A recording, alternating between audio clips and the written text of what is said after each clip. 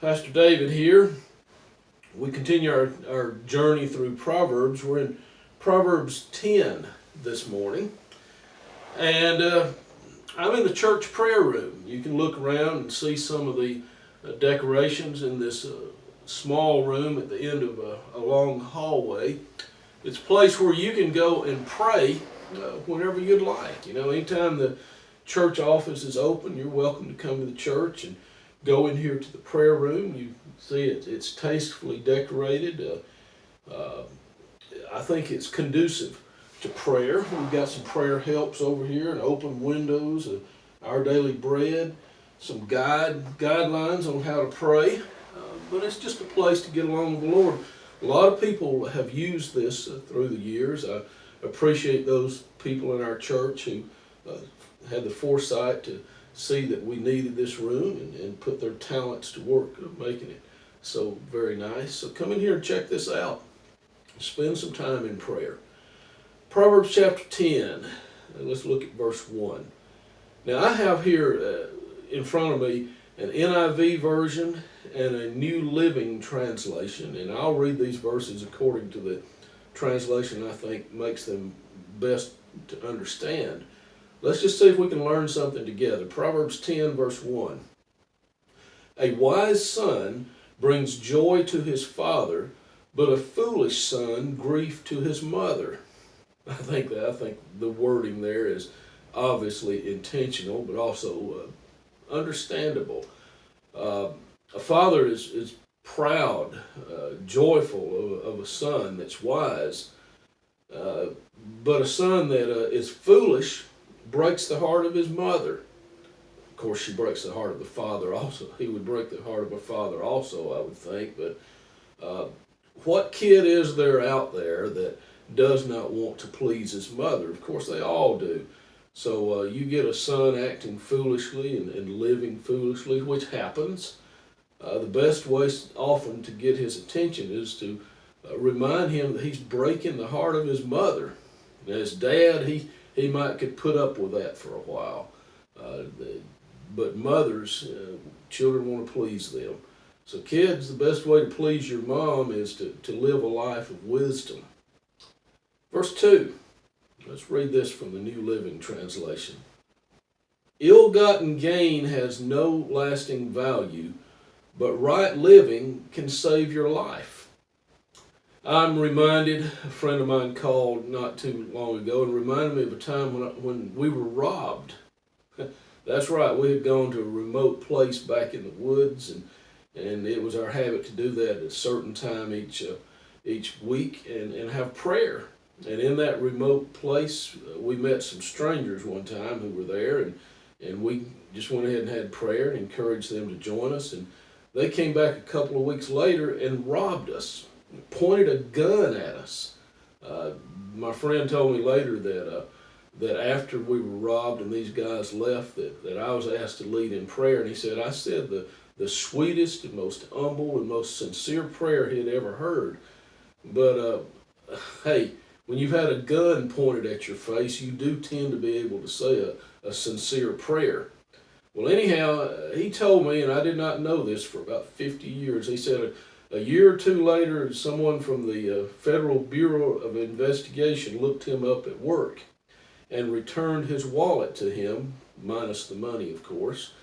And he asked what happened to these guys who robbed us, and he said that the guy who pointed the gun at us went on to kill someone in another city, and that he in turn lost his life in a violent way.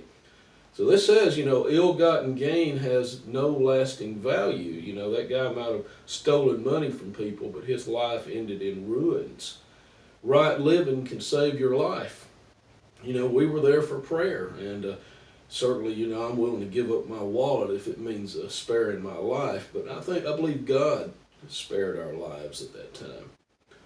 Look at verse 3, Proverbs 10. I'll read this from the New Living Translation. The Lord will not let the godly starve to death, but he refuses to satisfy the craving of the wicked.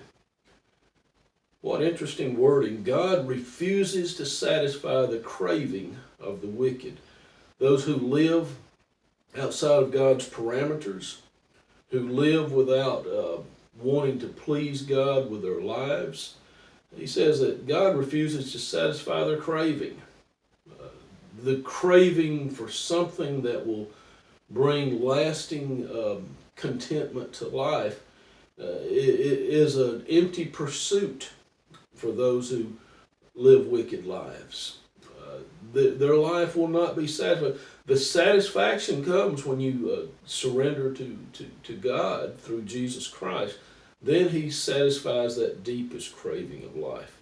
God's doing you a favor by not letting you be satisfied with the junk food this world offers. He wants you to have something real, some meat, which is a relationship with Him. Look at verse 5. I'll read this from the NIV version, Proverbs 10:5. He who gathers crops in summer is a wise son, but he who sleeps during harvest is a disgraceful son. Can you imagine, an agrarian society, when harvest time comes along, every able-bodied man in that family needs to be diligent and out there in the field working. Can you imagine here your dad needs you to be at work and you're sleeping? How disgraceful. Folks, we're going through this virus challenge in our culture, and I'm convinced that this is a harvest time, that a lot of people that aren't interested otherwise in spiritual matters have a keen interest in what God's up to and the difference that God can make in their lives. What a shame that we, God's people, would be found to be asleep at this time of harvest. We need to be diligent in recognizing through the Spirit's help those that are seeking and diligent to speak up and share the good news with them.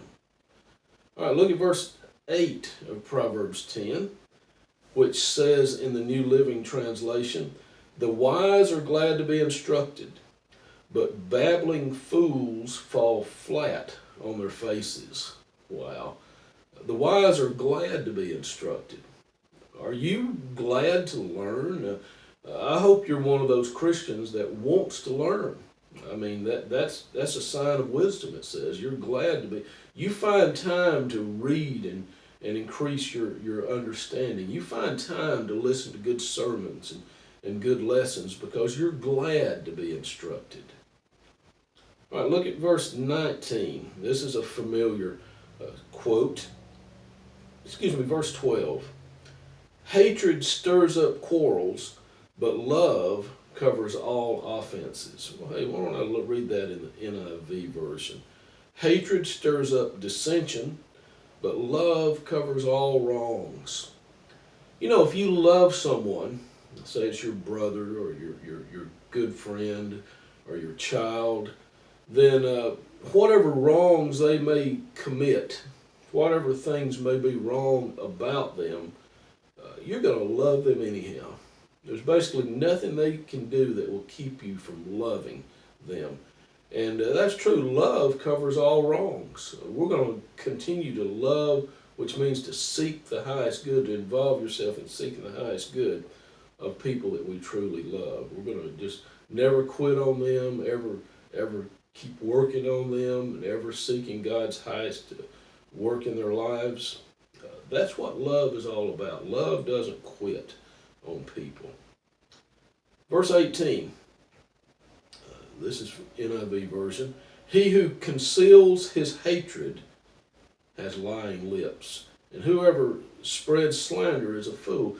To conceal your hatred is to have lying lips. I think about racial prejudice among people that are part of the church, and I've seen it and heard it all my life. I would hope that that's going the way of the dinosaur. As these generations die off, so does somehow the marriage of the Christian faith and racial prejudice, because really the two don't go together.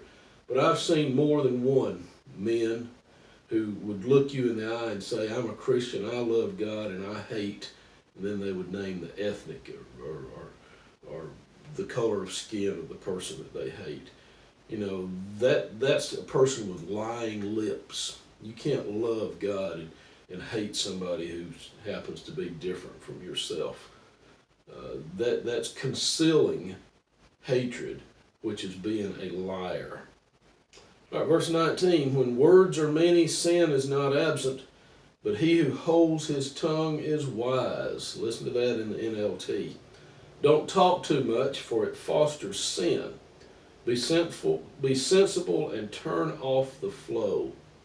Turn off the flow. Wow, what a statement to stop that mouth from going over time. I'm going to stop there. I hope you have a blessed day. Join us in the next video. We'll be looking at Proverbs 11. Bye-bye.